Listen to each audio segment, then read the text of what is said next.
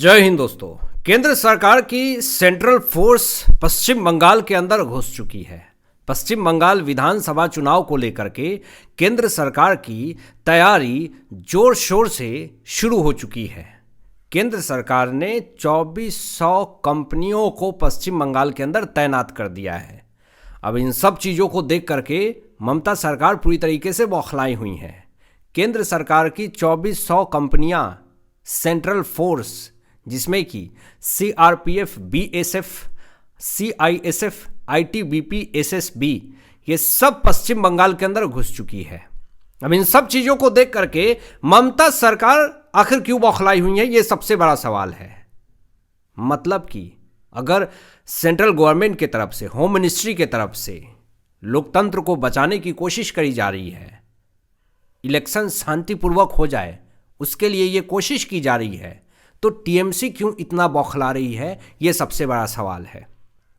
अगर अधिकारियों का तबादला कर दिया गया तो फिर टीएमसी क्यों इतना बौखला रही है, ये सबसे बड़ा सवाल है।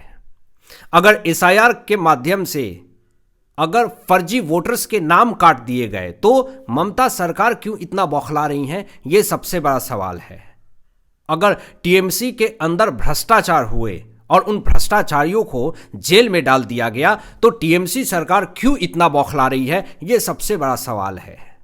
अगर टीएमसी सरकार के अंडर में अगर बेरोजगारी और भ्रष्टाचार बढ़े, युवाओं को रोजगार नहीं मिला, अगर सेंट्रल गवर्नमेंट इन सब चीजों को ठीक करने के लिए अग्रसर है, तो टीएमसी सरकार क्यों इतना बौखला रही है, यह सबसे बड़ा सवाल है। सवाल इसलिए भी उठ रहे हैं कि आखिर ममता सरकार पश्चिम बंगाल के अंदर विशेष समुदायों को खुश करने के लिए कुछ ऐसे अनर्गल बयान दे रही हैं जिस कारण से पश्चिम बंगाल के अंदर विद्रोह शुरू हो चुका है। और ये जो सेंट्रल फोर्स केंद्र सरकार की पश्चिम बंगाल के अंदर घुसी है, ऐसा नहीं कि चुनाव खत्म होगा और ये सेंट्रल फोर्स जो है पश्चिम बंगाल के अंदर से चली जाएगी, बैक टू पवेलियन, दिल्ली चली जाएगी, ऐसा नहीं है। जैसे ही चुनाव खत्म होगा, केंद्र सरकार की सेंट्रल फोर्स की 500 कंपनियां तैनात रहेगी ताकि चुनाव के बाद भी हिंसा ना हो, पत्थरबाजी ना हो, कुछ ऐसे काम ना हो जाए जिस कारण से पश्चिम बंगाल के अंदर फिर से अशांति का माहौल पैदा हो जाए। अब आपको बता दें कि जो बड़ी खबर सामने आ रही है कि ममता सरकार की तरफ से एक स्टेटमेंट जारी किया गया और उस स्टेटमेंट के बाद से आप अनुमान लगा लीजिएगा कि ममता बनर्जी कितना ज़्यादा बौखलाई हुई हैं अपने हार के वजह से या फिर हार के डर के वजह से।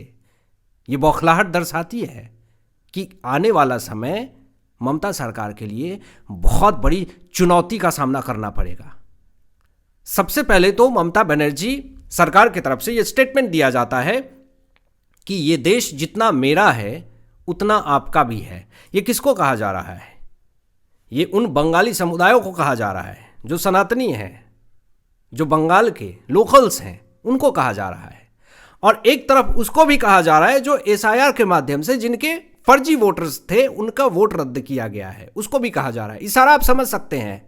क्या वो अवैध प्रवासियों को दिलासा दे रही हैं कि देखिए हम आपके समर्थन में गए हैं सुप्रीम कोर्ट, वहां पे मामला चल रहा है, आप टेंशन मत लीजिए।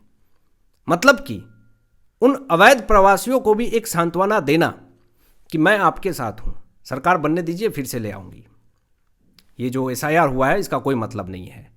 क्या ये लोकतंत्र के ऊपर बड़ा अटैक नहीं है? ये लोकतंत्र के ऊपर एक बड़ा प्रहार है। आपको बता दूं, मैं ममता बनर्जी की तरफ से एक स्टेटमेंट ये भी दिया जाता है कि भारत में मंदिर घंटी की आवाज और नमाज की आवाज बराबर गूंजती है। मतलब बहुत सारे लोगों के मन में ये सवाल उत्पन्न होता है कि नमाज बजते हैं, एक लॉजिक दिया जाता है कि नमाज में लाउड स्पीकर का मुद्दा हो, महाराष्ट्र में उठा था कि कंटिन्यू बजते रहते हैं।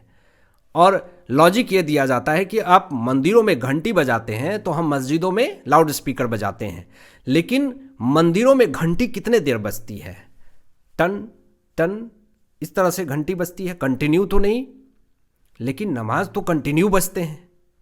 तो ये एक ही धागा में बांधने की कोशिश करी ममता बनर्जी ने कि अगर मंदिर में घंटी बजते हैं तो फिर नमाज पढ़ते वक्त अगर आवाज़ें आती हैं गूंजती हैं आवाज़ें, तो इसमें कोई भी मतभेद नहीं होना चाहिए, सब बराबर हैं।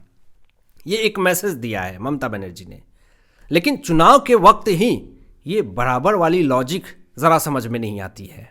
उसके पहले बहुत सारे ऐसे आपने कांड देखे होंगे, बहुत सारा वीडियो भी वायरल हुआ था ममता बनर्जी को लेकर के कि अगर ये किसी रैली में जाती हैं और वहाँ पे अगर जय श्री राम का नारा लगा दिया जाता है तो वहाँ से ये उठ कर के चली जाती हैं। और सोशल मीडिया पे वो वीडियो भी वायरल हुए हैं। बहुत सारे लोगों ने दावा भी किया है कि ममता बनर्जी को पता नहीं सनातन धर्म से क्या दिक्कतें हैं। आपको बता दें कि यहाँ पे ममता बनर्जी ने कोलकाता ईद पे एक बड़ा स्टेटमेंट दे दिया और ये स्टेटमेंट दर्शाता है बौखलाहट को।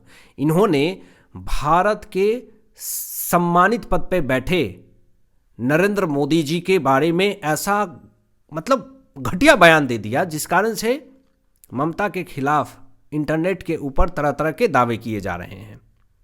ईद के मौके पर कोलकाता में ममता बनर्जी ने ये कहा कि मोदी जी आप ही सबसे बड़े घुसपैठ हैं, आप ही सबसे बड़े घुसपैठिए हैं।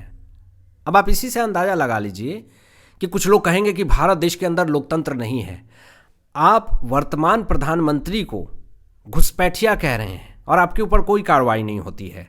लेकिन अगर कोई ये कहे कि भारत के अंदर लोकतंत्र नहीं है तो आप मान लेंगे क्या? नहीं मानेंगे, क्योंकि इतना इनको बोलने की आज़ादी दी हुई है कि आप एक वर्तमान प्रधानमंत्री के ऊपर आरोप लगा रही हैं कि वो एक घुसपैठिए हैं। दूसरे देशों में जब भी जाते हैं नरेंद्र मोदी जी, उनको विश्व नेता, विश्व गुरु के रूप में लोग मानते हैं, पैर छू करके प्रणाम करते हैं। भारत देश के बाहर भारत देश के प्रधानमंत्री की इज्जत इतनी है, लेकिन भारत देश के अंदर कोई हमारे ही भारत देश के प्रधानमंत्री को लेकर के घुसपैठिए शब्द का प्रयोग करता है। ये बौखलाहट नहीं तो और क्या है।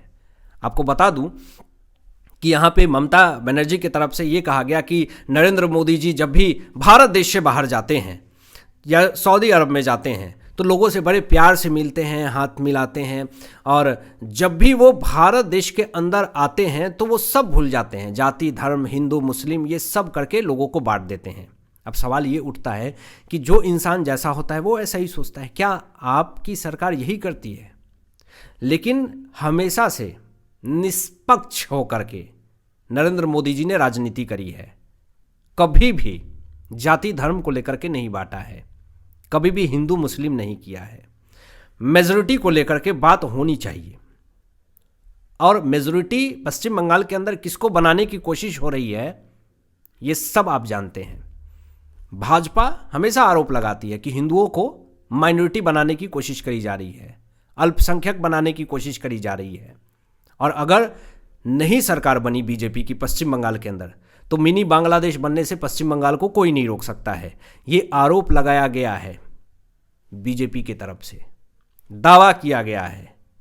अब ऐसे ऐसे जब दावे किए जा रहे हैं तो भड़ भड़ करके जितने भी बंगाल के बंगाली समुदाय सनातनी हैं वो बीजेपी को सपोर्ट कर रही है, क्योंकि इतनी तेजी से रोहिंग्या बांग्लादेशी को घुसाया गया है पश्चिम बंगाल के अंदर, जिससे एक बहुत बड़े तबके के सनातनी बंगाली पूरी तरीके से विरोध कर रहे हैं ममता बनर्जी का। यहां पे सबसे बड़ी बात यह है कि ममता बनर्जी ने बौखलाहट में आकर के, ममता सरकार ने बौखलाहट में आकर के ये कहा कि बीजेपी चोरों लुटेरों गुंडों की पार्टी है। ये बौखलाहट है दोस्तों, ये चुनाव से पहले हार की बौखलाहट है। इतना बिलबिलाहट तो यही दर्शाता है।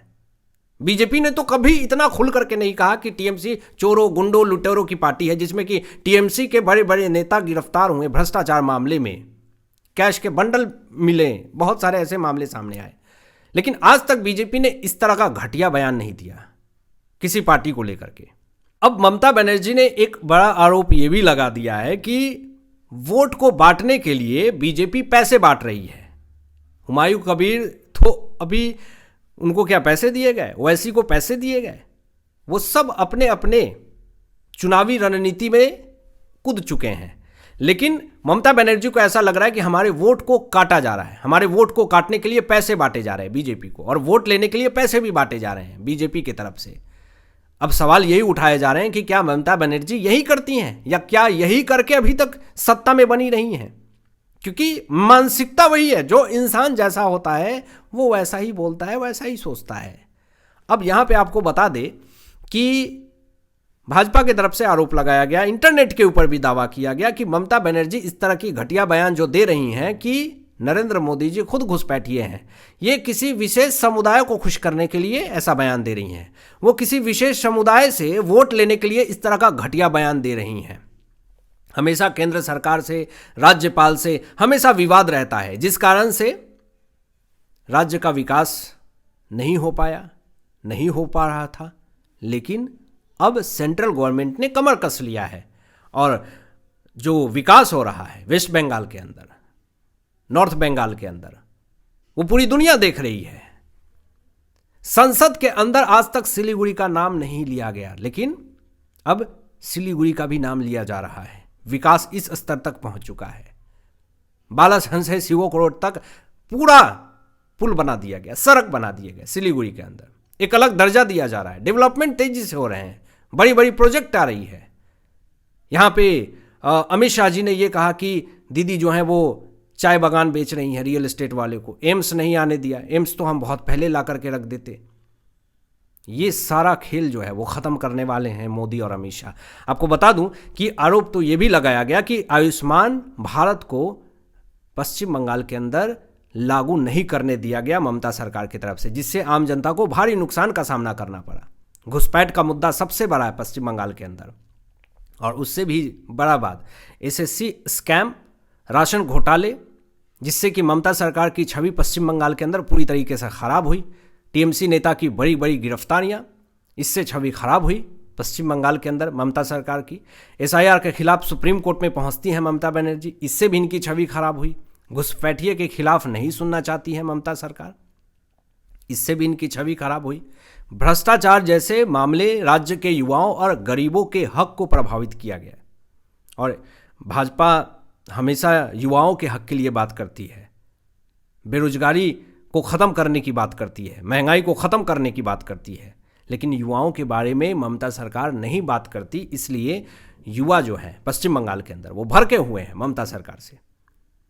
अब आपकी क्या राय, इन तमाम विषयों पर अपनी विचार व्यक्त कीजिएगा। मिलते हैं लेटेस्ट ब्रेकिंग एनालिसिस के बाद, तब तक अपना ध्यान रखें, ख्याल रखें। सत्यमेव जयते। जय हिंद।